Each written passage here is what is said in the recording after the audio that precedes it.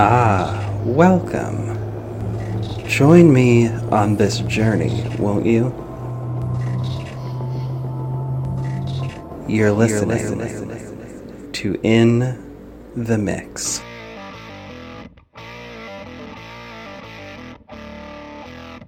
Hey there, mixers and hide and seekers. This is In the Mix. I'm Mixter Hyde, and I'll be your host and guide on this wild ride.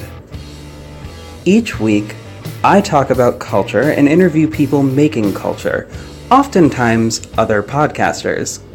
I believe that everyone has a story to tell and a message to share, and I intend to hear as many of those as possible. Join me and let's discover something. Hey there, everybody. It is hopefully one of your favorite people at this point, but if I'm not, I entirely understand and am not really mad about it, but whatever. It is me. It is Mixter Hyde, and I am here today to bring you a really cool interview that I had with a really amazing person. And we had this conversation about 2 weeks ago, I think. It was really, really a great conversation, and I absolutely love her. She's wonderful. My conversation today is with Chelsea Cox. She is the writer and creator of the show called Deliberations. Deliberations is a wonderful show. I absolutely adore it. And I've listened to the entire thing.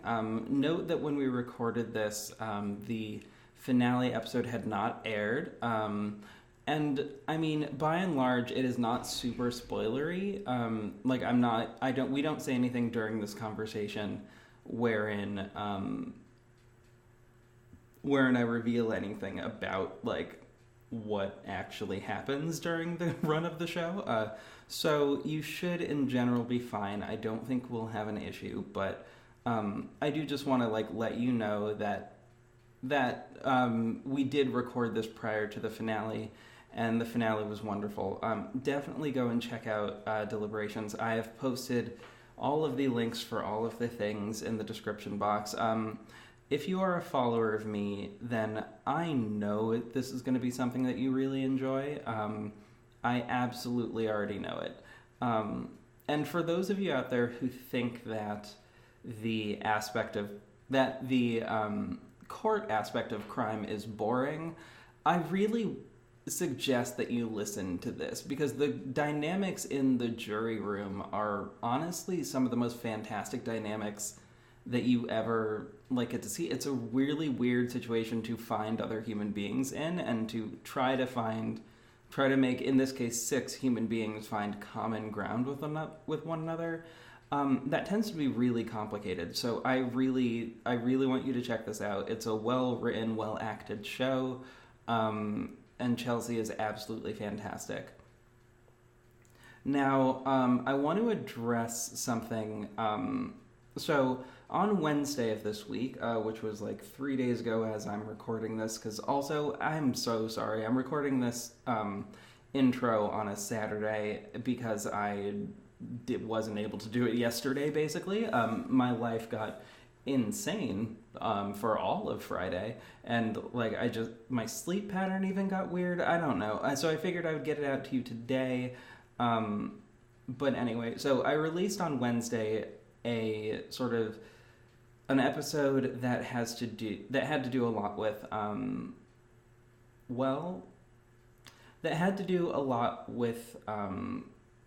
sexual assault. Now, I understand for those of you who felt like you couldn't read it because it was super triggering, or couldn't listen to it because it was super triggering. I understand. Don't feel like you have to.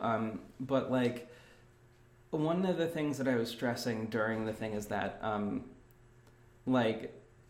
it is the general, err on the side of the victim is not lying to you, which is something that I still stand behind and still believe in very strongly.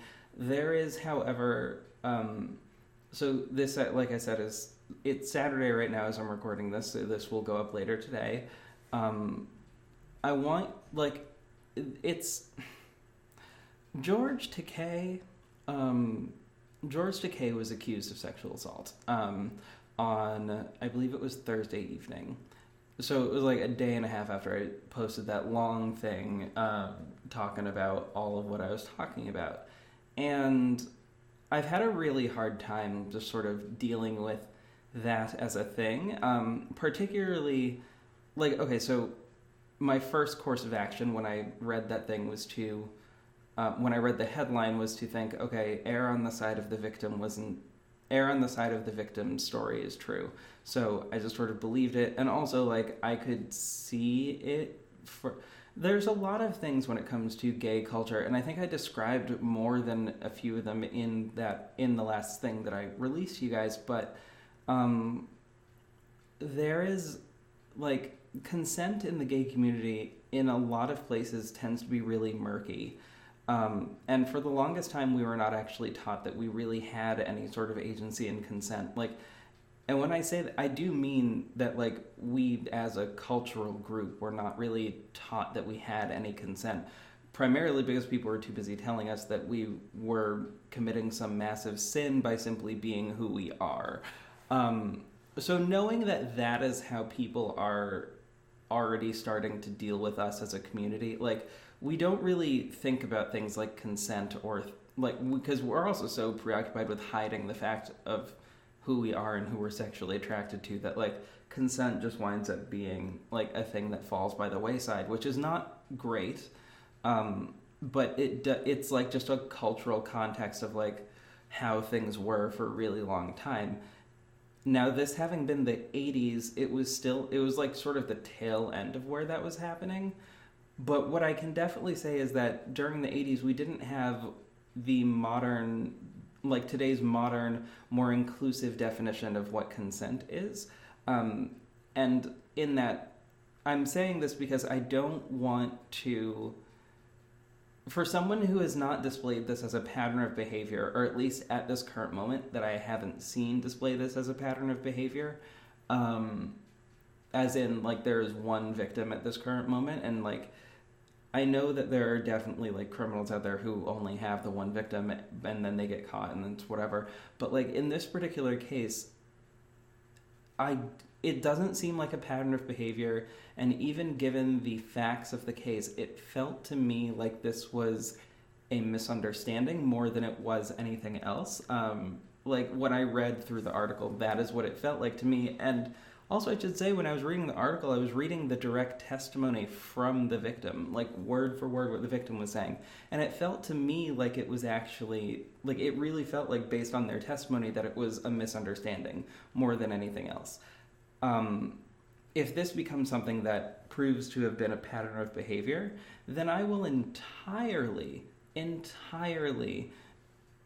be one of the first people to say that, like, yep, no, George Takei is canceled, which I don't want to say right now because it doesn't seem like, this really does legitimately seem like, great, this was a misunderstanding 40 years ago when gays didn't even really think necessarily about consent, or like I don't know, it was a whole thing, like, and I'm not saying that all gays were rapists, that's not at all what I'm saying. I'm literally just saying that, like, it was, things were a little dubious then. They're not nearly as dubious now. They just aren't. Like, things are very clear now about what consent is, and about the fact that consent applies to multiple different kinds of people. Like, the woman is not the only one who has to consent. Like, the man has to consent as well, and he is not just always consenting because he's a male. Those are statements that are true. Those are things we understand now. We also need to there's a lot that we still have to unpack surrounding consent and homosexuality, but at this current moment, we understand way more about that now because it's a conversation we're actually having versus conversations before that we were not actually having.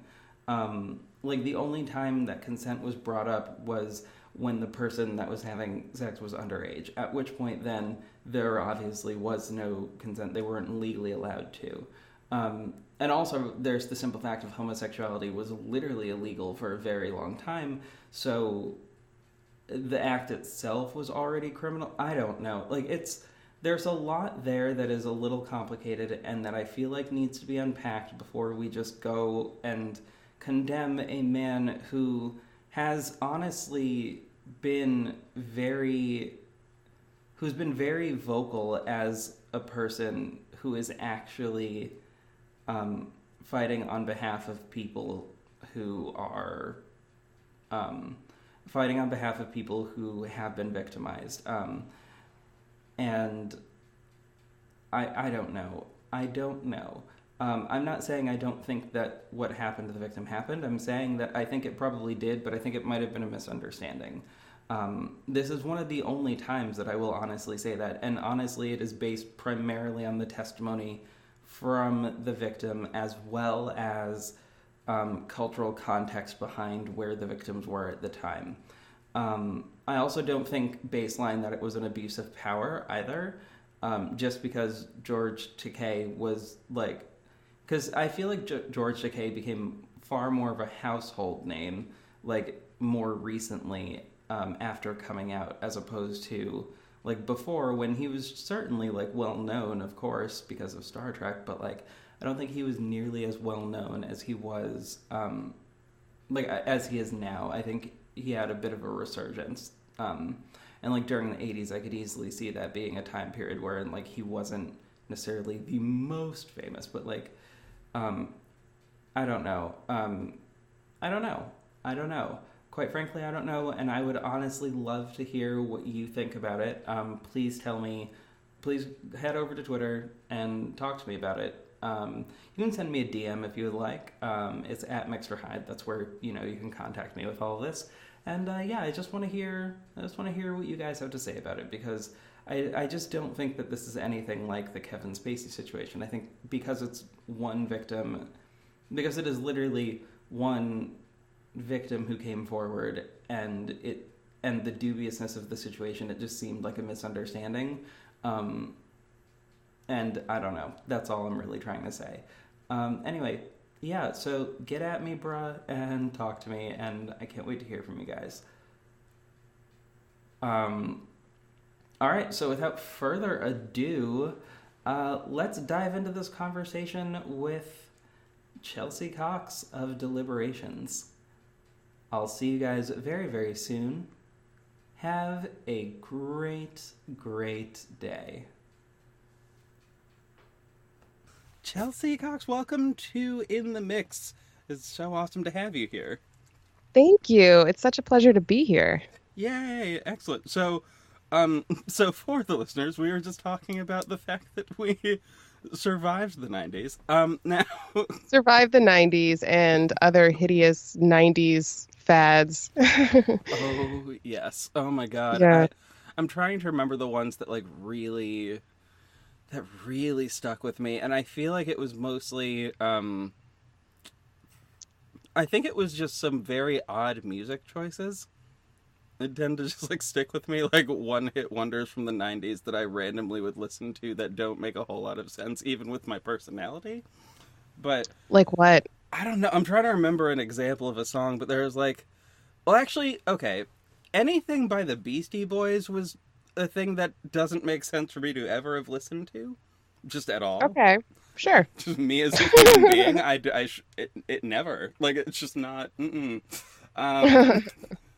No, it just didn't make sense to me. But that and I guess this would have been early 2000s, but God damn it, what was that band's name? It was all that weird joke punk rock.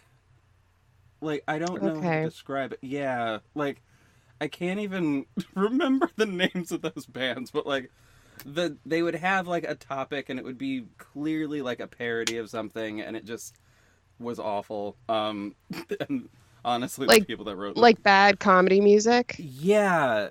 Okay. Or they might have been entirely serious, which I think might be the thing that just assumed this can't be real. Yeah, I'm oh, people can't be this horrible. No, they can be. They actually totally can. Ooh. Oh man. Yeah, I associate 90s I don't know, I guess I'm thinking a little bit later. 90s, I think we're talking about, there were a lot of boy bands and Spice Girls and That's what comes to my mind. And then I feel like once we got into the 2000s, sort of the era of emo was ushered in. That, yeah, I guess that was what I was thinking at first when I thought about Okay, music. like I was like, oh emo god, music. which I, Yeah, oh yeah, I did that. That was, that that was, was that was really big in my circle of friends in high school. oh man. Emo music. Yeah, sorry to No, that's say. fine. No, it's one of those things where I'm like, I understand that entirely. I still low-key listen to that kind of music. But I listen to like the slightly grown-up version of that kind of music, or at least that's what I tell myself to make me feel better. Um, and I think it's true, kind of, maybe. Sure. Like, And also there's nothing wrong with playing something from one's misspent youth and just feeling a little bit nostalgic. oh, totally, yeah, which I definitely do. Like, Yeah. oh god, the past few weeks, Avril Lavigne has been in rotation. Um, Oh yeah, I remember woo! that situation. I just Is can't. she Like, back? Or oh no, she, in your rotation. yeah, like Yeah, in your my, personal rotate. Oh, I remember. yeah, Complicated. You know what? Because things have been complicated. yeah, yeah, it has, and like it's been oh god, those first two out. Was it the first? Yeah, specifically those first two albums from her have been like it's just sort of I guess the exact word is petulant teenager. Like Yeah. that's the whole thing. And that's how I've been kind of feeling just in general, just a whole lot of fuck off, I'm hardcore. No, I'm not, but it's fine. No, you're exactly right. That's exactly the way to describe Avril Lavigne. I think it's because I was aware of her image a long time before I heard her music, and I felt something kind of similar with Pink, but actually like Pink, so I'm not shit talking Pink, but I'm going to lump them together for the moment. Sorry, Pink. Perfectly Um, fine. and I feel like they have these or in my mind, in teenage Chelsea's mind, Avril Lavigne had this like punk rock image, right? And Pink definitely has that going on, and they're like alternative, and they kind of like flip, flipping the finger to like pop music. It's so dumb. We're so over these like bubblegum stars, yeah. And then when I actually heard their music, I'm like, wait a minute, this is just it's still bubblegum pop. Like you sound like everybody else.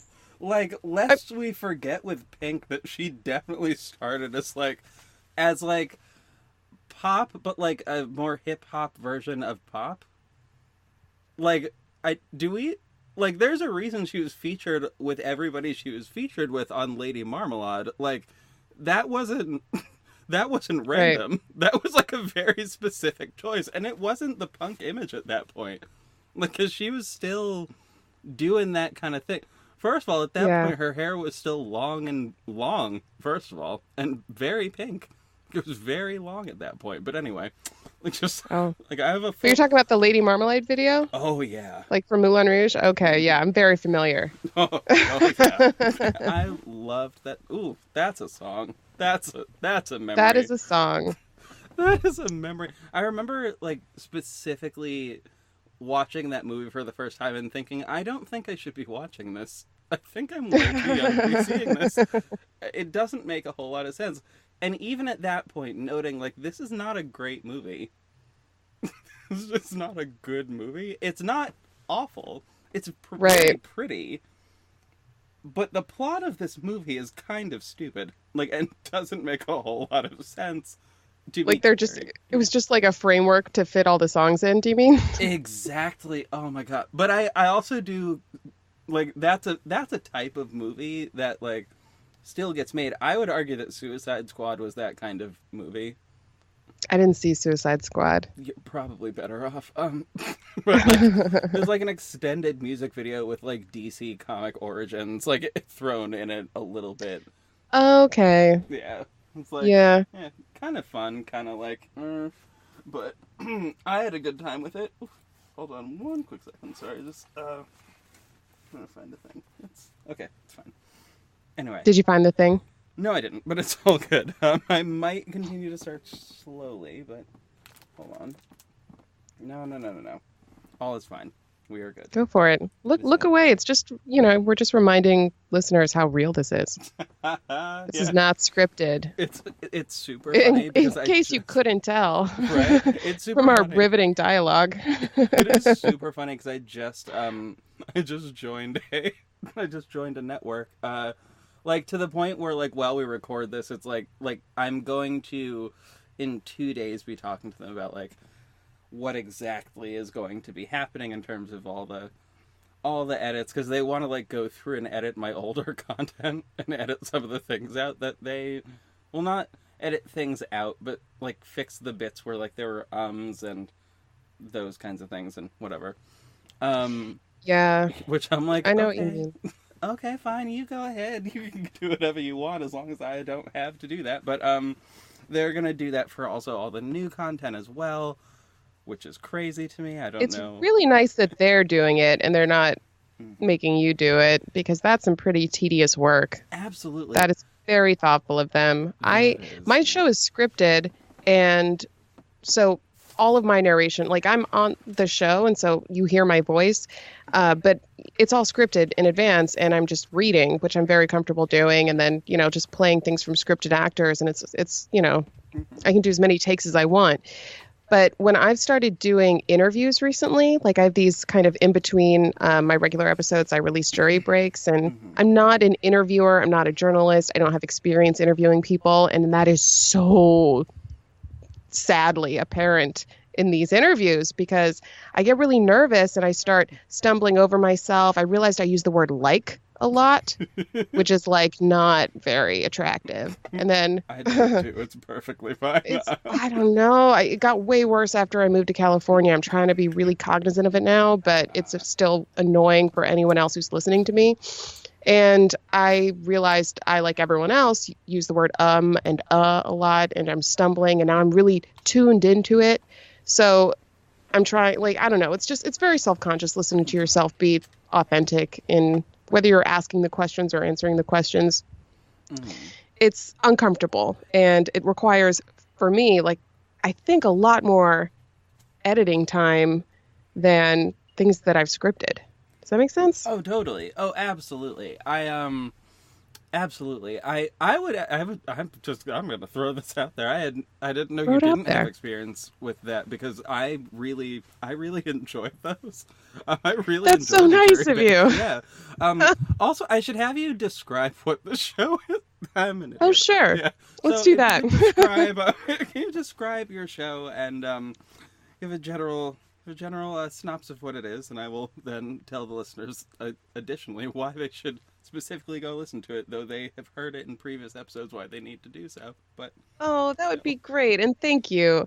It's a fictional courtroom drama. So the interesting thing about Deliberations is that it is semi-scripted and semi-improvised. So what I did was write out an entire murder trial and the testimonies and some like news segments. Basically, it's a highly controversial, high-profile murder case. It's an erotic murder trial, so it's getting a lot of attention. And the courtroom testimony itself is scripted. And then I took a group of improvisers and I assembled a jury, and I put them in one room and I played them the testimony, and then I had them authentically debate the testimony they just heard. So you hear some, scripted portions that I tried really hard to make sound realistic. And then the majority of the show are people talking about whether or not they believe the testimony, how much credibility they're giving each witness, and trying to reach a decision for the verdict that is entirely their own. I didn't know whether or not they were going to vote guilty or innocent. Oh, wow. When I went into it, which was a pretty vulnerable experience, because I'd spent so long thinking about this character and writing this trial and building this reality. And I didn't think I had any emotional... No, that makes sense. That makes so much sense to me. I did not know. First and foremost, very well-written character, because I developed a very... well, there's a reason I listened to everything that was available in one day, Like, it was all in one, like, just one day. And Of Deliberations? yeah, You binged it? Oh, I thank did. you. Yeah, That's shout so out nice. to my friend Kaylin, who was already listening, who was like, "Hey, you need to." Well, he didn't tell me this directly. He just talked about it on his Twitter page, and I was like, "I'm going to I'm gonna like that, and I will then proceed to listen to the entire thing from that exact moment until like." I think Oh that my I God. think that was Thank like you 2 for years deciding ago. to like it in advance of listening to it. You're I- my favorite kind of person. I already knew it was gonna be like the kind of it was already the kind of thing that I knew that I would like. Also, I'm in the process of at the time I had just finished the script for the audio drama that I'm about to start, like, well, not that I'm about to start Ooh. making. I've already started making it, but like that I'm about to really start the editing process for. And all of That's that so lovely stuff. exciting. Yeah, so I was partially me also wanting to hear like what another sort of fictional drama would sound like in like but like a different one than the ones that I already listened to, and I love the format of this, and like I like the I like this I love the scripted bit that makes me for me that for me without that I don't like I'd be able to do it obviously, but I like it is so necessary and so grounding and where I formed the majority of my opinion, or at least so I thought, and then we get over to the bit where everyone is talking with one another, and I just have to say, God bless those people, because oh my God, I don't know, I honestly don't know that I could stay in a room with all of those people. In the most lovely, I mean this in the most lovely way. Like even the ones that I agree with, I wound up getting frustrated with at least one point or another, which is honestly fascinating. I mean, granted, of course, there's at least one person that gets me every time, but I don't know that it's the person people think it is. It's not. It isn't Carl. It is not Carl. Though he does get to me, but I'm sort of like, well, he sort of let us know this very upfront. It is the woman who seems to be like a little parrot that is behind him the entire time. I mean, that feels Like rude. Carl But Light. yeah, yeah. Yeah. It had like that was always my. I'm like, I don't. Yeah, what? that character is named Janet. I know There we exactly go. who you mean. That's her Yeah. name. I also can never remember her name, but I'm like, who? What? Like, why? What is she? Why is she agreeing with this? Why? And but then I'm like, okay, that makes sense. There are all these different kinds of people in the world, but woo. But like, I guess it's her agreement with all of his assessments that I'm like, I don't understand.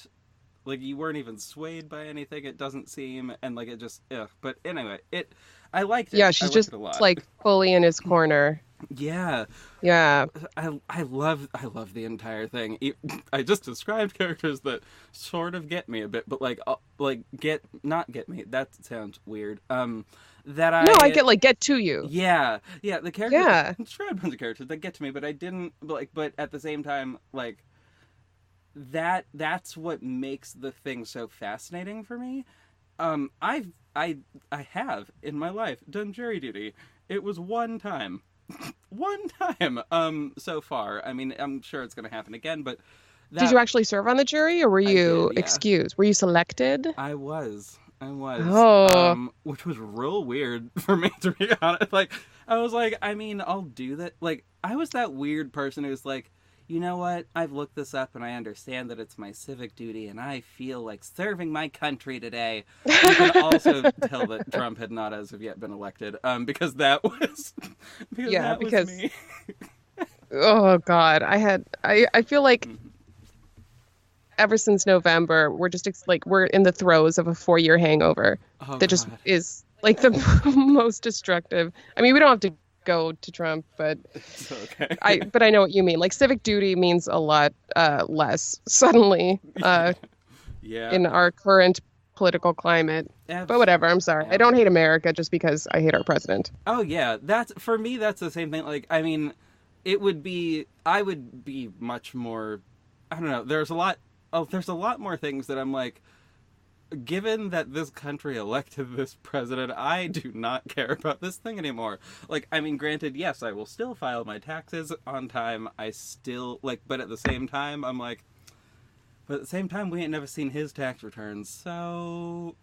I know. Everything means something different now. Yeah. You know, like, sorry. No, it's fine. Yeah. I mean, we were about to go to a very dark place. Yeah, like, you know what? Let us veer away from Trump and that disaster. Okay, and, like, we'll both burst into tears. We're recording this on a Friday. I don't know, but it's been a long week, so I feel like it would take not that much for us to just dissolve right now if we start getting too deep into Trumpdom. Oh yeah. I'll take us in an entirely different direction, but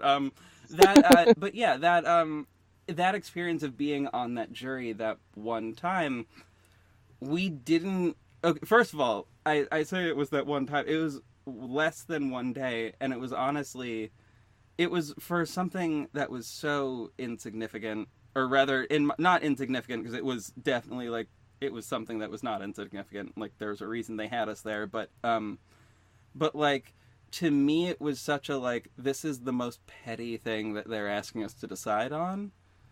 Mm-hmm. Like, I mean, I understood why we had to, but I was like, what was the crime? This woman had her license suspended, but was driving. It was there was an emergency that she had to, like, I don't know. I think she, like, had to pick somebody up from, like, jail, but, like, they hadn't told her that her license had been suspended yet. But they were basically, yeah, but because they hadn't told her that her license had been suspended yet, ultimately the whole thing got thrown out anyway, which is, like, that was a whole, like, that was said during the first half, like, the first part of the thing. Then we had to, like, go off and, like, whatever. Like, we had to go off and we had a lunch break, actually. That was what happened. We had a lunch break, and then we all came back, and the judge was waiting for us there, and he's like, hey, so I just sort of, like, said threw the whole thing out, and basically just, like, she's fine, and there's not a thing, because they didn't tell her that there was a problem. And I'm like, oh, well, great. Thanks cool. for wasting our morning. Right? I'm like, oh, great. I missed all of work today for this tiny thing. There were other cases I could have done that day, but they did strike me from those, and I don't actually know what. Like, there were there were 3 cases going on that day. The other one was a much bigger one involving, like, this, like, thousands of dollars worth of financial, like, whatever, and I was like, I don't. Ooh, some high collar. Yeah, I was like, there's juicy a lot crime of money here, and I do not care, actually, about most of this, which maybe would have been a good thing or a bad thing. I don't really know, but it was, I was willing to serve on either of them. Obviously, I was there. Yeah, you didn't have a choice. Exactly, yeah. I was like, I could have used the excuse of I'm a literal teacher and the only one who can teach my class, because it's a special class, but whatever. It's fine. It's a whole thing. But yeah, it did. Well, good for you thank you for your service. Oh, well, thank you. It's a wonderful, wonderful little thing that we have, though there are clear issues with the system. And I suppose that's, that's one of the questions about the show that I wanted to ask. So knowing from the recent conversations with, and I feel bad, I've forgotten a human Jessa name. Nicholson Getz, the sensitive crimes defense attorney. Yes, there we go. So in the recent, I believe it was the most recent one, she was talking about, like, the things that were happening in the jury room that she was like, but this is not legal, possibly. I thought that was really interesting, because whenever they were talking about it, I was like, oh, that seems entirely real and realistic and what they would actually be talking about. But also, it was interesting to hear that as a piece of it. Yeah. So I imagine it was surprising for me too. Okay. So imagining, knowing that, going into, do you think that's going to affect, going into, first of all, There is going to be a season 2, right? There is. Right now, it is scheduled to air on January 3rd. Oh, sweet. I live with them. I love my parents. They're wonderful people. I feel quite blessed. See, that's just such a beautiful attitude. And fuck yeah, man. Oh. I love my parents too. If I lived in Florida, I would definitely probably be living with, be living with my mother right now. Like, it's just a good time. Totally, absolutely. They just actually demolished part of the backyard. Like there was a barn in the backyard of our house, and they just knocked the barn down on like last Thursday. I was about to say like right now. Oh yeah, no, sounds like last Thursday. I would have heard that. Right? Yeah. No, last Thursday they did that, and they're going to they're building my stepdad's like garage space, but then also above that will be 2 apartments, and those 2 apartments will be mine and my sister's. Or rather, I suppose. Yeah, I suppose it's one. I love apartment. that. You guys are keeping the family together. Right? Yeah. It's a weird trend in this family because like we do have that, but we also have this sounds a little cultish, and it shouldn't, but like it does. It's just because of the name of the structure that they did build. My stepdad's family, like, one member of the family purchased a house, and then that is turned into a compound, and multiple of like the families live there now, which is just how that sort of goes. We're not there. We're in the same town. We are just not on that compound, but we're there all the time. It's just a nice nice central family location. But I'm like, oh, but that the word compound is in there. The last time I was thinking about that was like Charles Manson. So yeah, it's not like the friendliest word. Like people have definite associations with the word compound. There are a lot of culty memories, I think, associated with the word compound. But I think ultimately it's a beautiful thing, right? Like I've thought about living in, they call them intentional living communities now. But what I'm talking about are communes. Yeah. Mm-hmm. Do you know what I mean? Like what I'm referencing, they're just kind of a communal living space where people all contribute to, the bills. They live together. A lot of times they will grow food and raise livestock or whatever. I don't know exactly, but I want to live in one of those. They also have like artist versions of that, like artist communities, but it's like a lot of people living together. I want that. I like living around other people. I don't, like cohabitating near. That makes total sense. Excuse me a second. Oh dear. Yeah, that makes a lot of sense. I've thought about that a little bit too. I mean, I basically sort of have that with my family, which is I think enough for me at this moment. But that's like if I do get mad at them, they're still family, and I'm like, it's fine. But like, I've tried living with other people, and what that turns into is what does that turn into? Me getting weird about food. Just real weird about like territorial. Yeah. Oh God, very territorial, but also strange. Yeah, that's the thing. Yeah, like it's the lines with it are very odd because I will definitely be like, oh, I made this thing and it's in the fridge. Feel free to have some.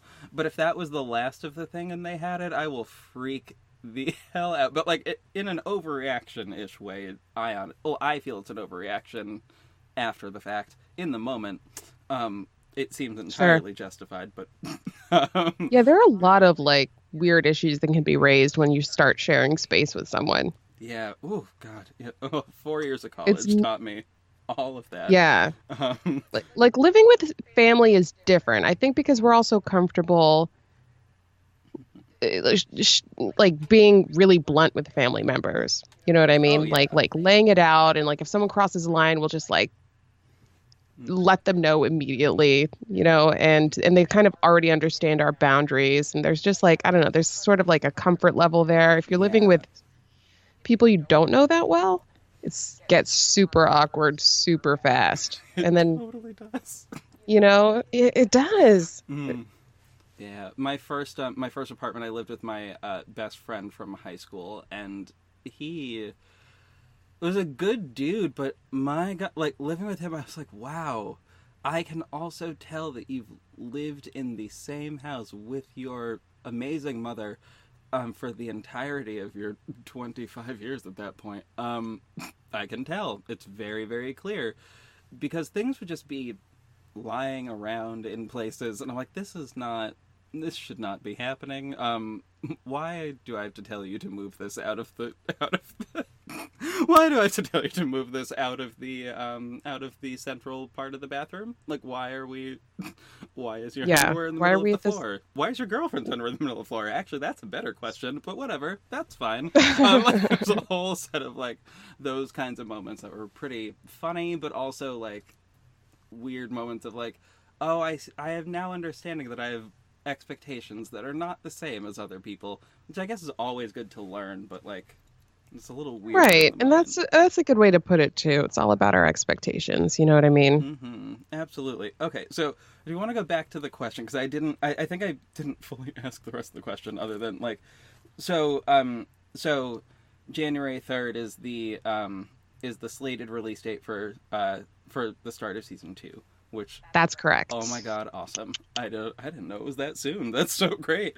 Woo! It's very soon. Excited. Thank you. Yeah. Mine is January 1st, so that's actually really fun. Like, oh wow. I'm excited. Oh yay. Yay, friends. Season buddies. Yeah. It's so great. But it's I like how audio dramas are really, I'm sorry, I didn't mean to cut you off, but I like that we're starting to see them more and more, you know? It's like people are discovering this entertainment niche. Totally.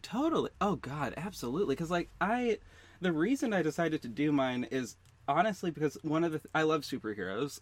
But one of the things that I'm pretty certain of, given my physique and a whole bunch of other things, that I will never play a superhero. It's just not going to be a thing that happens. Unless it's an audio form, at which point I can play too. What I will be doing. So it's a fun time. I love that. Yeah. That's so cool. What may I ask what the show's about? Oh, totally. The actual question that I had was, how is what God damn it, I just forgot her name again. I'm a terrible human with names. Is it the defense attorney? Yeah. Yeah. Jessa. Awesome. There we go. My sister's name is Jessica, so like I don't know why I'm forgetting it. Like, so Jessica, I should remember this. Anyway, how is what totally cool. I'll say it as many times as you'd like, especially because it's just more exposure for her. Oh, totally. And yeah. I like saying her name. Yeah. It's a good name. Yeah. So how is what Jessa was talking about going to impact the second season, do you think? Mostly in terms of how realistic it's going to be. So the first season I wrote entirely on my own, just based on my own knowledge and my own, civilian research of the legal system. Mm-hmm. I subscribed to one service called Just Answer, where I asked lawyers a few questions, and paid a fee to do so. But ultimately, it was just on me to figure out what was admissible and what wasn't, and what the rules of law dictated and what they didn't. And so now, Jess has entered my life, and I have this extraordinary access to this brilliant legal mind. And I shot her an email last week, and there's something I wanted to have admitted into evidence. And I'll say this, it's a social science called statement analysis. And it's like a lie detection method that is conducted by evaluating people's statements in terms of their diction, their syntax, word placement and missing pronouns and all that kind of stuff. It's just like a total language assessment in order to determine truthfulness versus deception. And I think it's really interesting science. It's not admissible in court, just like polygraphs aren't admissible in court. These kinds of lie detection methods generally aren't. And I wanted to get it admitted. And so I had this kind of working idea, and I'd written I was halfway through writing the season, and it just wasn't really working, and I wasn't convinced that it was realistic in terms of whether or not the lawyers would stipulate to it, yada, yada, yada. Anyway, it just wasn't working. It wasn't coming full picture for me. And so I sent Jess an email. I'm like, hey, sorry to bother you, but I'm looking for plot advice. Do you know if there's a way to get this admissible? And she writes back, oh, I've got this. And then proceeds to just inform the shit out of me. I love it was that. amazing. She's like, case law here, case law there. Like she's she's from Wisconsin, but she's pulling Florida case law. She's taught like she's getting like in the weeds with me. Like, well, if you're gonna do it this way, you got to know about this, and like you have to understand. Like, oh, here's the hearsay exception. Like it's called statements against interest, and yeah, I mean, it's so fascinating, so much knowledge. She threw so much my way. And she gave me a lot of credit. She's like, I know season 1 was really well researched. And so just let me know if I'm overstepping, but and I'm like, oh my God, no, just please keep talking to me. Please keep this stream of information flowing my way. And she's been so kind. Today I had an interview with her, and following the interview, she said that she and her office would be willing to just kind of discuss the hypothetical plot line for season 2 in terms of how to get certain aspects admissible. It's like what they do for a living, and they're also like just really motivated to go down those rabbit holes and have those conversations and get creative with the law, because that's what drives them in their field. And I'm so grateful. So if I had to say, if she's bringing anything to the podcast in addition to, or for season 2, I would say it's that wealth of information. That's what's up. Oh my God. Oh, I'm so excited. Like, I just got real excited about that, because that's great. But like also, oh dear. Oh, hang on. Okay. That's so fascinating to me, because that's I was thinking about like all of the things that she was saying, and like I was struck by the just sheer amount of knowledge. And for, like, also it was interesting to me to think about like the fact that like the reality is that this could easily be a case that is entirely happening, and I was thinking that before she was on, and then she was on, I was like, oh, was this the kind of person that would do it? This is awesome. This is real cool. I'm so excited. And like hearing... Right, just like her as a person, as a character. Is that what you mean? Yeah, like she's amazing. And she love is. It. Oh my God. She is a total character, man. She is fiery. She's brilliant. And she gets very excited and very like passionate about what she talks about. And she's been doing this a long time. So the fact that she still like maintains that like just raw passion at her core, like I feel it when I speak to her.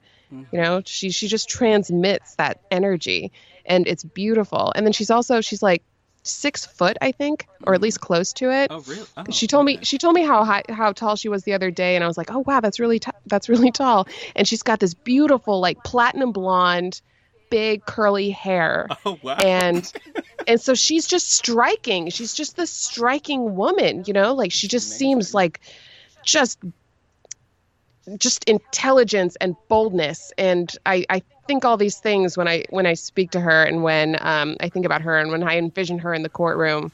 I'm sounding super creepy right now, by the way. No, that like a stalker. That's amazing. It's amazing, because one of the things about audio in general is that I do tend to do that thing where I like, oh, I haven't looked at this person's image, so I don't know what they look like at all. But you know what? I'm thinking about it right now, and I'm imagining this is what they look like. So, like, having no idea what she looks like at all, that's interesting, because I wouldn't have thought... Wow. Let me reword that. Yeah. Like, it wasn't, like, by the... I mean, I was judging based on the sound of her voice, so really how close is I going to get, really? Like, it could have gone in so many different directions, but I don't know, I just wasn't thinking that, but that's amazing. I like that a lot. That's so cool. Right? Oh, what a picture to be painted. Yeah, I didn't know what she looked like either, and the only reason I really know is because I see her Skype photo when I'm interviewing her. Gotcha. It's like up on my screen, like yours is right now. Yeah. Hi. And so I have this like snapshot of her face, and then she was describing herself to me post interview last week, because she was talking about how she's judged by jurors based on her appearance. Okay. And so that's like part of what she deals with professionally. So that's why it came up in conversation. Yeah. But yeah, she's such a character, man. Like I would watch a TV show about her. Oh God, I absolutely. Yeah, you know what? I would too. I would too. Like, I haven't even seen her at this point, and I would as well. Just based on personality alone, she had me at that first one, at that first conversation, which was amazing. Yeah. Oh God, I'm so glad to hear. I'm glad to hear that she's a good source of knowledge for things. That makes me really happy to hear. I absolutely love this first season, and it just makes me so happy. Like the whole thing. That's so nice happy. of you. Oh, thank you. Yeah. And I think the other reason. Okay, so one of the reasons that I was telling people to go and look at, telling people to go listen to it, is also for one of the other people who's been on. I would I say twice, or is it 3 times technically? Because one of them was one call divided into 2 sessions, but one. Are you talking for the jury breaks? Are you talking about Rebecca? Yes, there we go. Pseudonym Rebecca? Yes. So I was like, I don't remember what her pseudonym was, but yes, I like to think of myself as a knowledgeable sex positive person, just in general. Yes. And by and large, I tend to be just that. There are certain hard limits that I have personally, that I think I am not immune to imposing on other people judgment wise, but I tend to do that internally and not in view of them. I figure I can at the least make sure that they don't have to deal with my nonsense. They don't have to. We all judge. It's all a matter of like keeping it inside, guys. Exactly. Like, look, there is there are lines that I draw, and like I also had to really question where my lines were based on like the things that were being said during the thing, and like oh dear. This is one of those moments where I'm like, I do reveal a lot to the people that I reveal a lot about myself. Let it in. Just reveal. You're in a safe place. The BDSM community is not one that's foreign to me. Like, it's one that I've explored a few times on my own, just because, like, because I have some trauma in my background in general, so like it does have that helpful element that Rebecca it can be was therapeutic. describing. Yeah, like that was really as soon as you said, I'm like, you know what, that makes so much sense as to why I find some of these things very, very wonderful and extra great. And like also then there's the whole like but yeah, it brought me right back to the conversation that the conversations that were happening in the courtroom, which is the whole who exactly has the power in these things and who is the one who actually has final say in terms of what is happening, like, and all of that, and really like who is responsible in that kind of situation, like, and because that situation was fraught with all of this manipulation and things, like it was just so fascinating to me that it was really I don't know, it was just fascinating to me. And also, I think that's one of the things I like about the BDSM community is how clear consent is when it comes to pretty much every act. Yes, that is a huge, huge point that I'm so glad to talk about. Something that I've read many times online, and something that the defense attorney Jessa Nicholson Getz said to me recently on an episode, is that consent is so important and so well defined and so emphasized in the BDSM community that it's really kind of the gold standard that every person should be operating by. Absolutely. Oh my God, I've said that so many times. Like, I've said that before even listening to this, but like hearing her say that, I was like, oh, thank God I'm not the only one that thinks that same way. It's true. I've seen people speak out, psychologists and social workers, and say that really those in sex ed classes should be hearing the negotiations that go on before BDSM scenes because it's this like classic, beautiful example of like how clear everything is specified and levels of comfort. It's not just are you comfortable with this or aren't you? It's like, what's your degree of comfort with this? Is this, you know what I mean? And everything needs to be affirmatively consented to before any action occurs. And it's just part of the culture in BDSM. Totally. Which is it's amazing. Glorious. Yeah. It was like the most amazing thing. I absolutely love that. Oh, God. I love that about BDSM culture, just in general. It's literally my favorite thing about the whole situation. It's awesome. It's probably my favorite thing about that culture as well. Yeah. I think it's the thing that we should be learning from most. Totally. From those who practice BDSM. I've been applying that to literally every relationship I've been in since then. And it has worked perfectly fine. Which is so great. I know. It's hey, even before a recent date, it was the day before I was going to go out on the date, and I was like, okay, look, so we've established what the plan for the date is, but here's the thing. I already knew I was going to be spending the night that night, because it was slightly farther away. So I figured, okay, if I'm driving out there, then I'm just going to wait to drive back in the morning, because I knew I was going to be drinking. It doesn't make sense for me to drive for an hour and a half after doing so. So yeah. Right. So I figured, okay, cool. We'll make plans to stay over, and so we talked about that. We talked about whether or not sexy times would occur. We decided that sure, it might. And then upon the sure it might, we're open to that idea.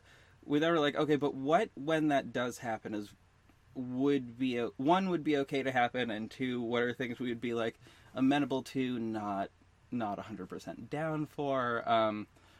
What might we have to prepare for? I don't know, that whole thing. Yeah, you broke it down. Mm-hmm. It was really specifically. It was real great, and honestly, what I will say is that the date went really well. There was one thing that was a little awkward, which is the fact that we discussed it so much and discussed what might happen and what the expectations were to happen, that some things wound up not happening, and I was like, this is weird, because we talked about this and we agreed, and then but it didn't happen, and as opposed to something happened that should not have. It was we didn't even get to that, but we were but we had a time schedule and a plan, and we didn't do it, and I'm so now I'm disappointed. It was a weird moment. It was the sex was disappointing because we didn't do as much as I thought we were going to do, and when we had time to do it, it just didn't happen. I'm like, that sad panda. But anyway, that's so it was a really interesting. Oh, I love that you just said sad panda. I say that and no one gets it. And I love that just came out of your mouth. Oh, yay! Hashtag best friends, because absolutely, I say that all the time. I've said that 5 times today. I've barely spoken to anybody, but I've said it to 5 different people today. Yeah. Oh man, it's yeah. Oh, yeah. So I just started a true crime show, and on that show, weirdly, the first 2 cases involved the BDSM community, and I didn't I mean, it kind of makes sense. I'm covering gay killers, and the first 2 are from the 90s, so it kind of either people who killed gay people or people who were gay who killed people, depending on right. And I think the first 2 I covered was Colin Ireland and Andrew Cunanan were the first 2. So the Versace murder, and the dude who just in 1993 decided to make the New Year's resolution of, I'm going to become a murderer. I'm going to become a serial killer specifically. And I will do that before the end of July. And I'm going to lose 5 pounds. Right. That was what I said on the thing. I was like, you know what? The last New Year's resolution that I made was to eat more salad. By comparison, I think I was slacking. But anyway, it's just but yeah, so he did all of that. Ambitious. Yeah. Ugh. But he specifically targeted the BDSM community. The one person that followed through on his resolution, by the way. Right? God, it was I wish he hadn't, but at the same time, I had moments during reading that case where I'm like, I have to laugh at this, because he literally said, he said things like, oh, like, he literally called the police and was like, okay, well, just so you know, like, all of these 5 were connected, and I'm done now. I'm not going to do anymore. And I'll be turning myself in a few days. And I'm like, Because what? it's November and my year's done. I'm like, what? Like, Jesus. he had finished by June. So, like, like it was mid-June, Oh, and he's just God. making that call. It's like, oh, yeah, I got 5, and I fit the qualifications of a serial killer. So you can bring me, like, I'll just, you don't have to come Oh and my get me. I'll go in. God. And I'm like, the what? fuck? Right? Like, it's so, it's fucked up. But, like, it is also really kind of, like, it's fucked up, but it makes me kind of laugh, because I'm like, what?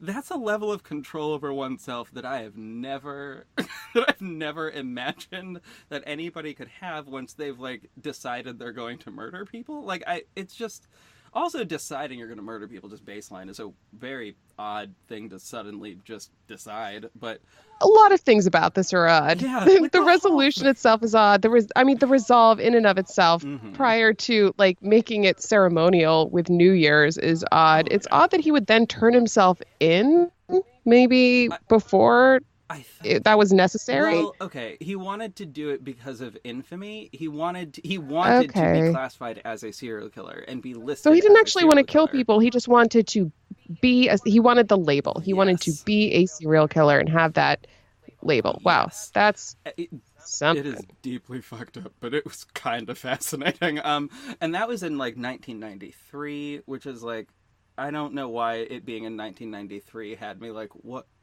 had me so confused, but, like, he specifically killed gay men in the BDSM community of London.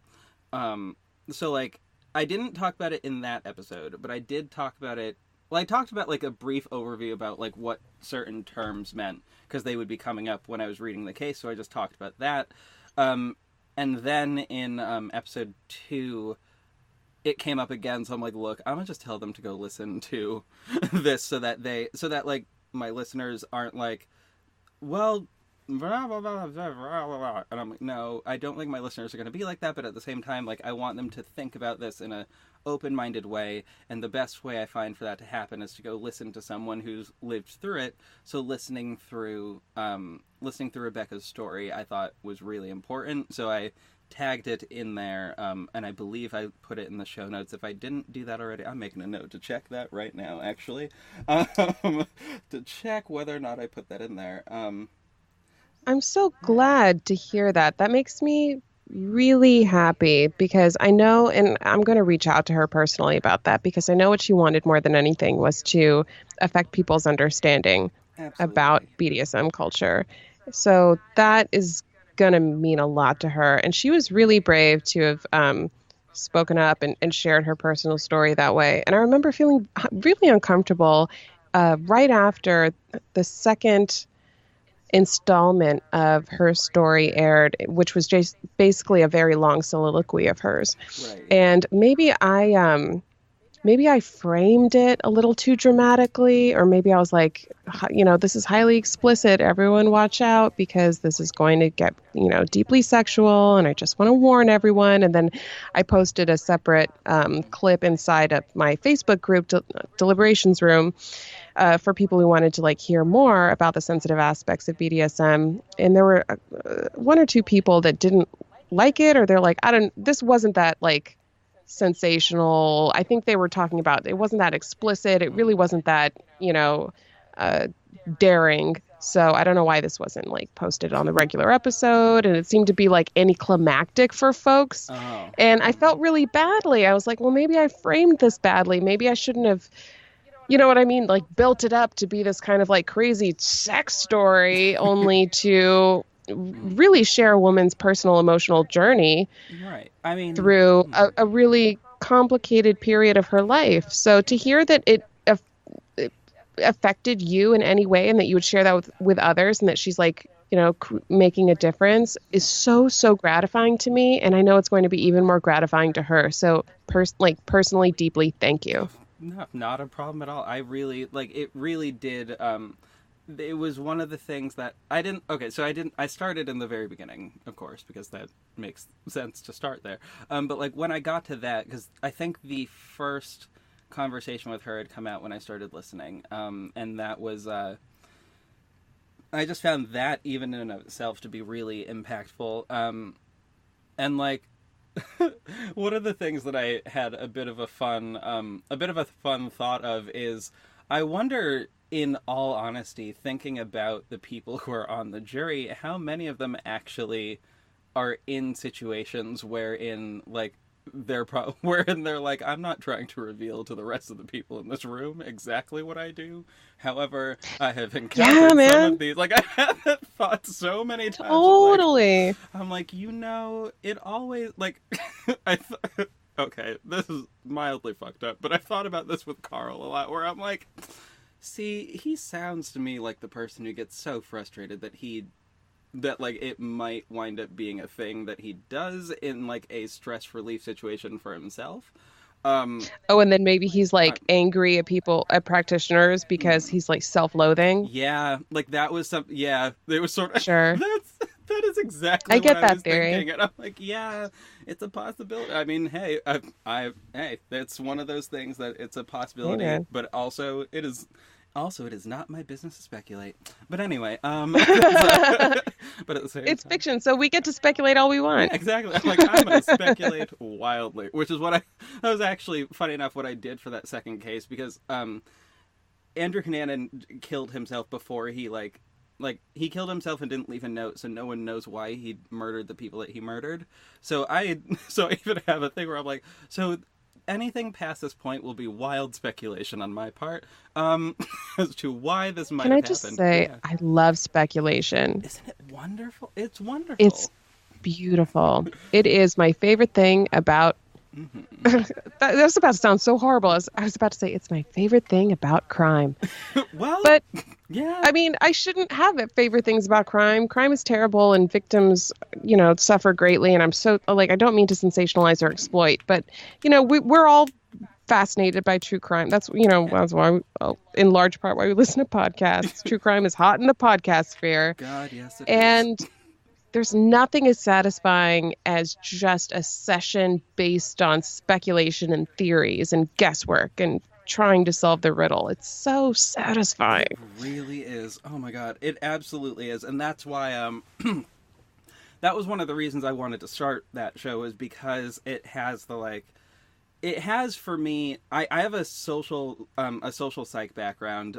So I have like these with a weird moment wherein, for a lot of the time that I spent at college, I focused a lot on criminal psychology because I think it's fascinating. My school had exactly one course on it, so I took that one course and then took a couple things that seemed like it might be related to it, possibly, and then watched a whole lot of Criminal Minds and just ran with that. And that's So I love thinking about all those things, and I wanted to apply those to these people and these cases that I honestly don't hear much about in terms of those cases, but also using them as a jumping off point to talk about sex abuse and things like that, and break down the statistics of that and what that actually looks like in large part, which so we have a conversation about that, and it's awareness, and we're looking at that and thinking about it so that it's more at the forefront of our minds for when we move about the rest of our day, which I just think is absolutely. I think that true crime podcasting is a great way to explore that very issue, because we have to understand, raising awareness, people aren't going to be captivated and remember and be affected by just statistics and people telling you to care about this issue because of how serious and sad it is. We just instinctively try and turn away from that very somber tone. Yeah. You know what I mean? We don't want to feel that pain. And so as a self-protective measure, we shy away from it. But if someone presents it to us in a very palatable, digestible way, if someone wraps it up in fiction, or if someone wraps it up in comedy, I know that rubs a lot of people the wrong way, but what it does is it still provides you with this valuable information that you can then take and absorb you'll remember it, you're more inclined to keep listening to it, and that awareness is raised. Absolutely. You know, like that's the way, like, we can use entertainment, we can use comedy, we can use fiction, we can use all of these tools at our disposal to bring awareness about very serious issues to the population at large. Exactly. That's and I, in large part, think like that is one of the purposes of podcasting entirely. For me, that's the main point. Like, of all of what I do, it's the premise of this show is that everybody has a story to share and a message to share along with it, and I want to hear as many of those messages as possible, and each of those messages will impact a person differently, and it's always, I don't know, it's always a fascinating dive and a fascinating journey. And I do that with literally every single show. So even, so there's this one and there's the true crime one. And like, I mean, the audio drama doesn't really have that as much, except for like maybe my own story at that point. And like my own messages to tell with certain characters in that story. And yeah, so yeah, I guess I am sharing a message there, but it's more, I don't know, it's more specific to my messages at that point. But anyway, focusing on other people's messages. No, that's still important. And like, yeah. from what I understand about your next project, like, some messages are subtle, like, you know, the development of your character and what it represents. Like, it might not be in your face, but there's a really powerful message there. It's subtly delivered, but it's really important. Totally. Absolutely. And it's gonna, yeah. So that's like, I think of podcasting in terms of that. So like, sure, there are the shows out there that are by and large less informative, I guess would be the way to put them. Like, they're not so much informative as they are just like people talking. Entertaining. Yeah, entertainment. There we go. Yeah. And I love those too. Like, for me, those always have their space. But the shows that I love the most are the ones where we are, what words? Why sometimes words just fail me in the middle of a sentence and they just go. Oh my God, it happens to me so much. Yeah. It's ridiculous, especially the past couple months. I've just lost my words. Yeah, like, I don't know where they went. Like, oh, I was mid-thought. They've been dropped. Why would you leave me? Why would you leave me in that exact moment? That's rude. Yeah. Oh dear. Yeah, I don't remember the words that were literally leaving my mouth, that's insane. Woo! It's okay. But you know what? Yeah. You were talking about your passion for podcasting. Yes. And that's something that I also value. Yes. I was emailing Brooke Giddings, who hosts Actual Innocence and Convicted, and she's this tremendous inspiration to me, and she's a wonderful podcaster. And I emailed her lately, and I said, I don't even remember what we were talking about, but I wrote, can we do that? And she wrote back, we can do anything. We're podcasters. And that's a joke. She made a joke, and I laughed, and it was like a light joke. I shouldn't have taken it to heart as much as I did, probably, but there's a real truth to that, because podcasting has very few rules.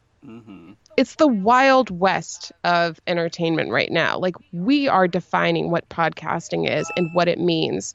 You know, we're defining how to get messages across. We're defining like who our audience is, what they want to hear. Like, well, we're not defining what they want to hear, but we're learning what they want to hear. Yeah. And we're sculpting this new form of entertainment that is taking new and interesting shapes all the time. And there's just no one there that's binding us with rules and limitations. And so it's this really burgeoning shape right now. It's this burgeoning form of information and awareness and entertainment and all of these things. And I'm so like honored and humbled to be able to be a part of this moment in time. You know? Agreed. Oh my God. Yeah.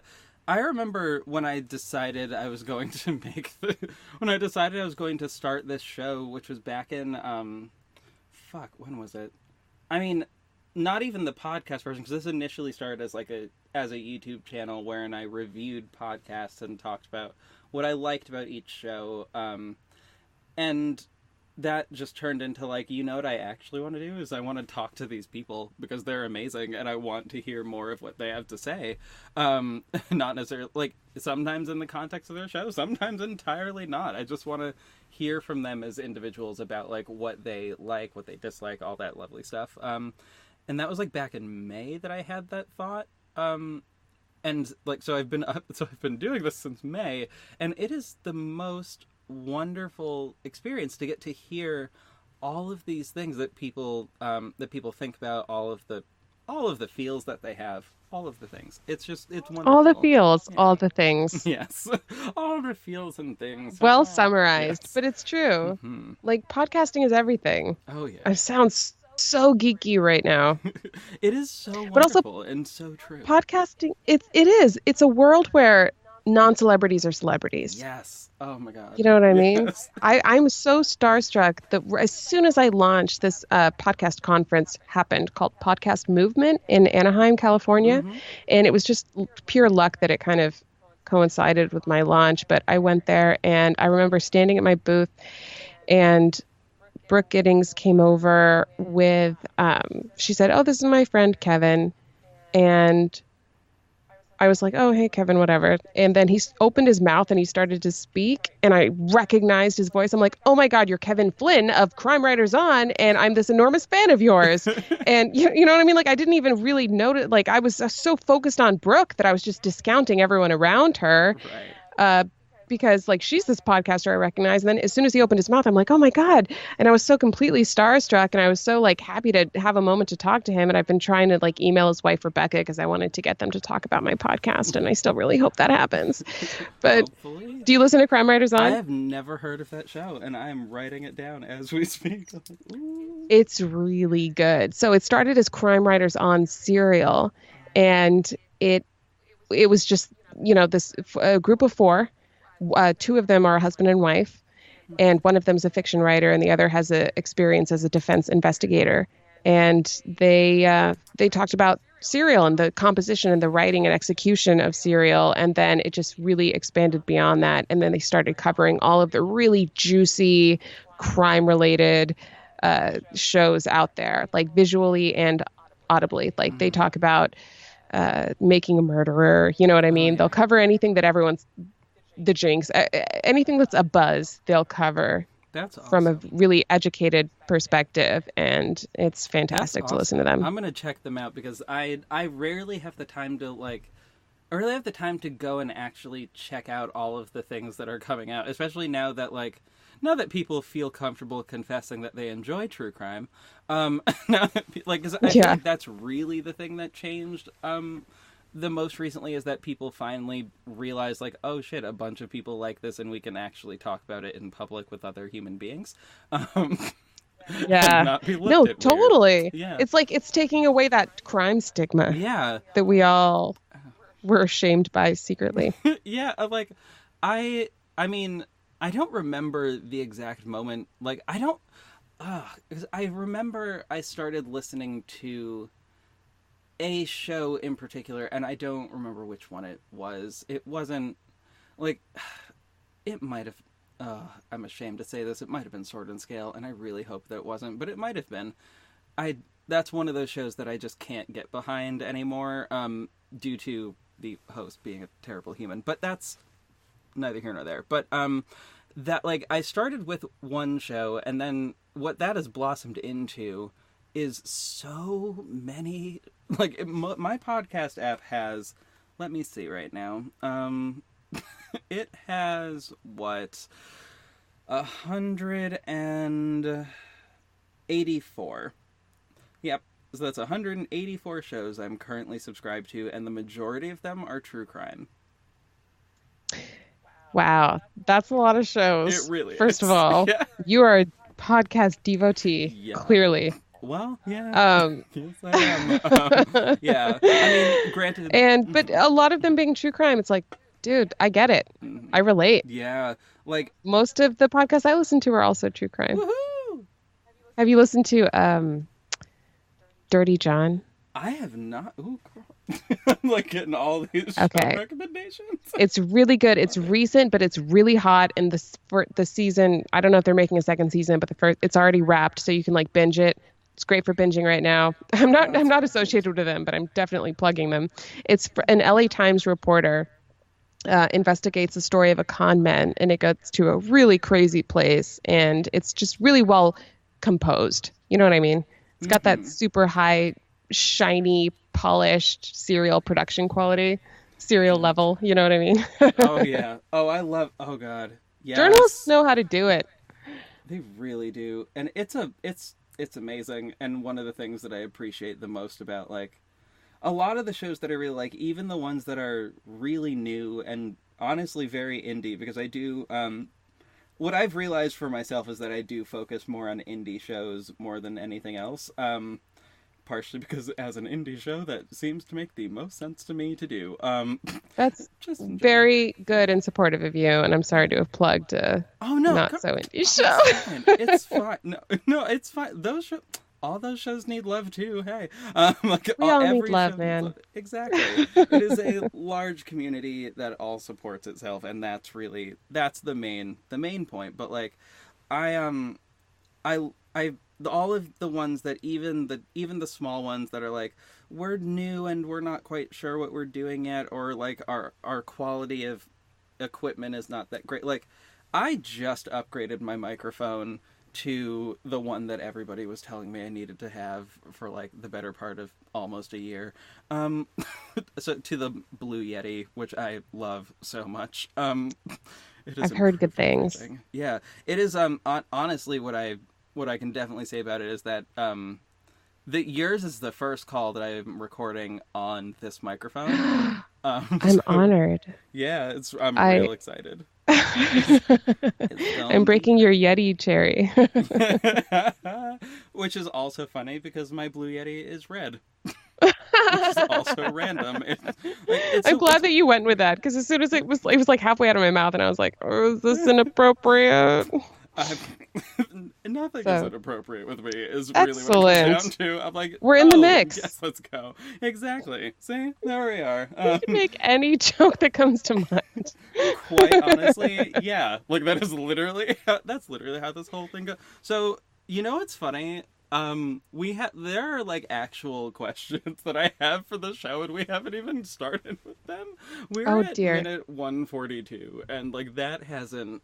Like we haven't got to those yet, so which I just think is funny, and I think it's also funny because I remember when I was emailing you, and you're like, I don't know that it'll be that we can like fill that. Yeah, much I don't like, think I can sustain an hour and 45 minutes.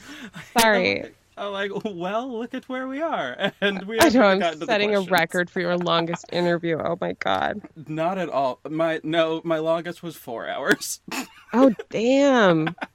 Well, that was really, it was a long time, but it was really very great. And listeners, that episode was, I believe it was 10 actually. So there are 9 or 10. It was with Amanda from Wine and Crime, which is a show that I would imagine you would probably enjoy. Sounds like it would be up my alley. Yeah, they are so cool. I love them so much. All of them are in my audio drama, and all of them have their own show. They are all. It's three lovely ladies from Minnesota who chug wine, chat true crime, and do so in a Minnesotan accent, which is really delightful. Oh my god, I'm about to embarrass myself with a terrible accent. But I really want to drink some wine and talk about some murder right now.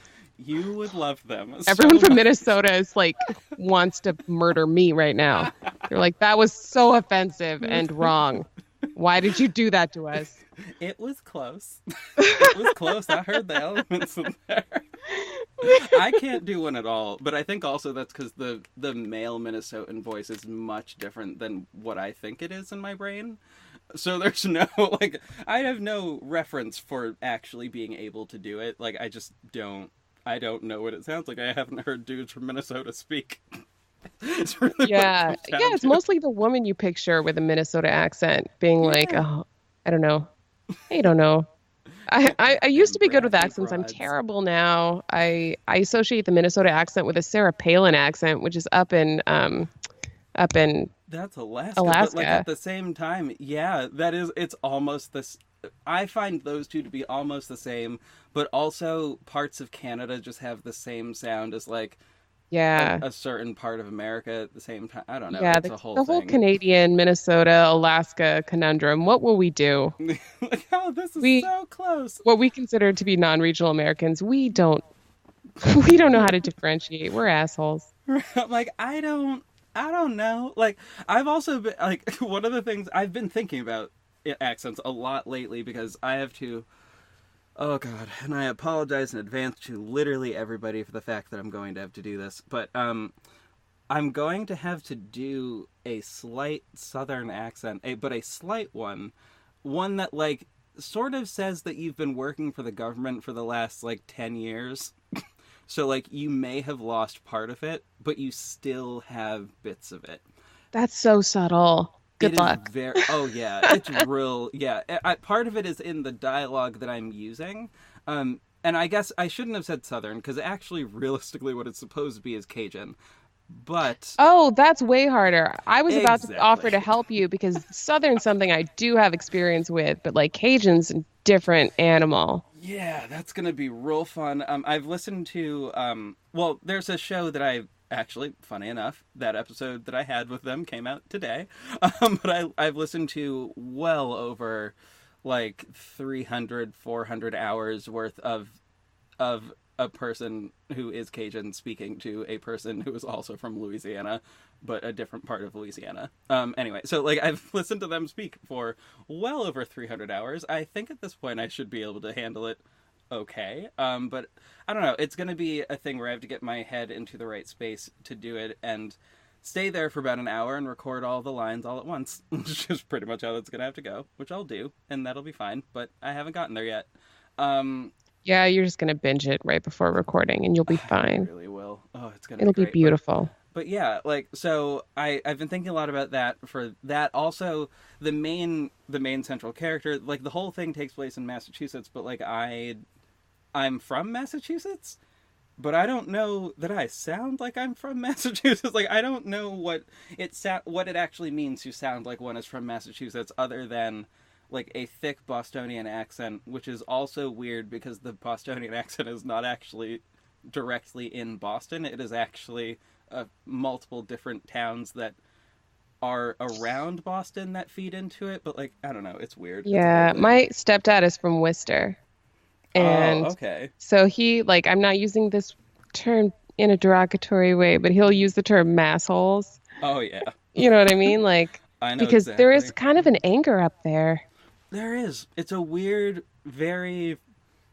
It's a weird anger, but I'm in like so I live in the Berkshires, so very lovely, pretty area. Oh yeah, that's a cushy area, right? Yeah, mostly. Oh, I mean, oh, is there a dark underbelly to the well, Berkshires? there is in that like okay, the basic history of the area is that we used to be an area that was populated with a lot of factories, but like the with the faculty with the faculties Jesus with the factories we What happened with the became faculties? we became very very very very middle class for a very long time, and then suddenly all of them left. Like just all of them in a very short amount of time left. So there was a lot of sudden unemployment, high amounts of suicide, and drug use, which is still where we're at right now. So like Whoa, I that's don't not. right. Wow, Yeah, not what I like thought. right? Yeah, like not quite Detroit levels, but like very like not actually nowhere near Detroit levels, but it's sort of like what happened to Detroit, but like less violent and less explicit, thus meaning people paid less attention to it. Oh, I Yeah. thought the Berkshires. I had the wrong impression. I thought the Berkshires were like the New Hamptons. That's the other that's another true part of it as well. Like we do have a lot of second homeowners from New York, which I can tell you every single year makes this area hell for a good few months. And it's usually it's from the late summer. Actually, really because we're a tourist area now, that's sort of what we had to turn into after the general collapse of sustainable careers for people at factories. What that turned into was like, okay, we're going to have a whole lot of theater. We're going to have a lot of like we had a lot of people here who had retired already. So there's like money there. And they contribute a lot to the arts. So thus the area has a lot of arts involved. Like we have a whole lot of theater here. And that's really theater and live music that's like fancy live music, I guess. I don't really know how to word that, but yeah. So we're sort of trying to focus on bringing the entertainment bit up, but because we have the second homeowners and we have like, we're also just a very pretty area. So we have like the people who stop up here for the quiet and the solitude and the literal ability to stare at leaves, like to pull over in the middle of the goddamn road to look at trees during the fall, which to clarify for everybody, the correct term for that is leaf peeping. Leaf peeping. Yeah, there was a weird thing where people thought that wasn't a term, and I'm like, that's a term. It is very much a term. It is it's what we shout at people out the window of our car, and the people who pull over in the middle of the street and pull up their camera to take a photo. Yelling at leaf peepers, that is an adorable form of aggression. Leaf peeper!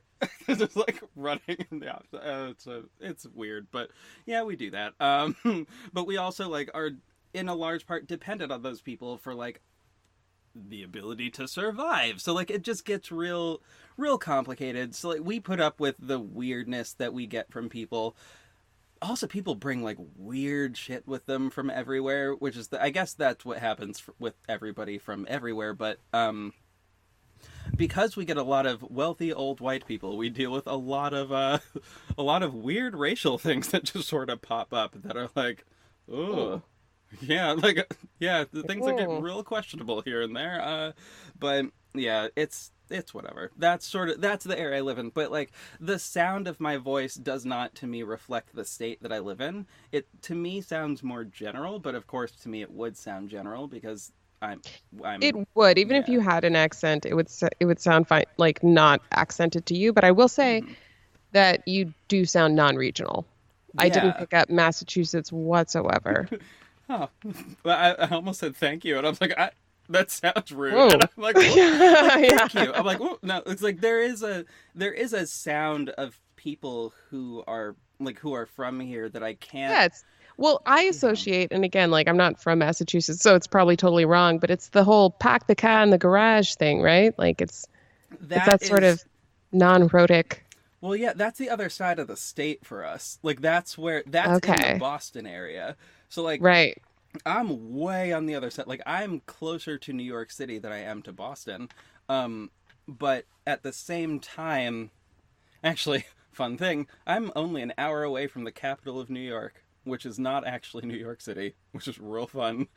Like the sheer number of people that do think it is New York City, it's funny to me because for a lot of reasons, yeah, it probably should be. But it's actually about like an hour and a half, maybe 2 hours away from New York City. Yeah. I'm like semi-familiar with New York State because my sister lives in Poughkeepsie. Oh, okay. Yeah. So outside. Yeah. That makes sense. Yeah. So it's. But I don't even pick up a New York accent from you. Yeah, like I don't have much of one at all. I think it also might be growing up a person of color in an area where I'm surrounded by a bunch of white people, so then I also don't have the accent that my parents have, or rather that my mom has. Then there's my stepdad's family, who is mostly from here, but I think my grandparents were from somewhere else. It's a whole thing. Basically, growing up You're a around melting too many pot of voices, accents. yeah, growing up around too many people just sort of means I don't really have. You don't get sound. any of it. Yeah. I don't have a sound. It's general. General North, basically. Yeah. The general there is a more direct sound for people who live in the area. And I know what that sound is. I cannot for the life of me explain it to people. But I was thinking about that guy that I was interested in for the past and that whole situation. He has that voice, and I cannot describe it. It's an odd one, but it's also one that I apparently occasionally find super attractive, and I don't really know why. But anyway, whatever. It's fine. The heart wants what it wants, man. Right?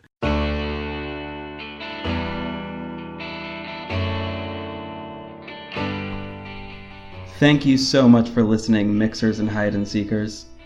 I really appreciate and adore every single one of you.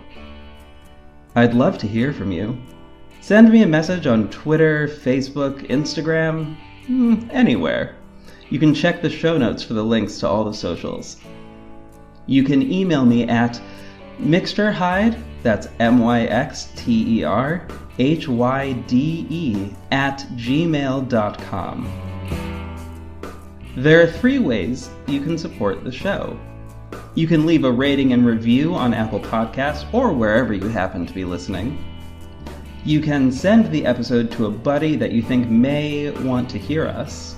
Or if you would like to financially support the show, you can head over to patreon.com/mixterhyde. Intro music and outro music are by Aina Haina and Jahzzar, respectively. Thank you so much for listening. Have a great week. Stay safe, stay beautiful, and stay strange, listeners.